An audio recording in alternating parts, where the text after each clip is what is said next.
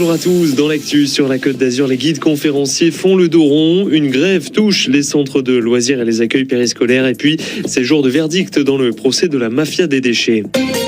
Dur d'être guide conférencier en ce moment. Depuis le début de l'épidémie, ils doivent s'adapter continuellement. Avec la 5e vague, ces pros des visites touristiques disent faire face à 25% d'annulations supplémentaires depuis septembre. Ça en décourage beaucoup dans la profession. Cécile Tarlier est l'un de leurs porte-parole en Provence-Alpes-Côte d'Azur. Il y a 20% des guides conférenciers de la région sud qui ont abandonné la profession, soit de façon définitive, soit de façon partielle, en prenant un autre métier à côté. Par exemple, webmaster, par exemple, agent d'accueil.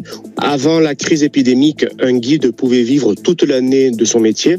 Avec la crise épidémique qui arrive et qui est là, cela oblige les guides souvent à avoir des compléments de revenus en prenant un métier à côté. Et pour booster leur activité, les guides ont lancé un nouveau site pour pouvoir réserver une visite plus facilement dans toute la région. Des balades et escapades autour d'Antibes, Grasse et Nice, toutes sont à retrouver sur guide-sudprovence.com. Jour de verdict dans le procès de la mafia des déchets, 17 personnes soupçonnées d'avoir des figurines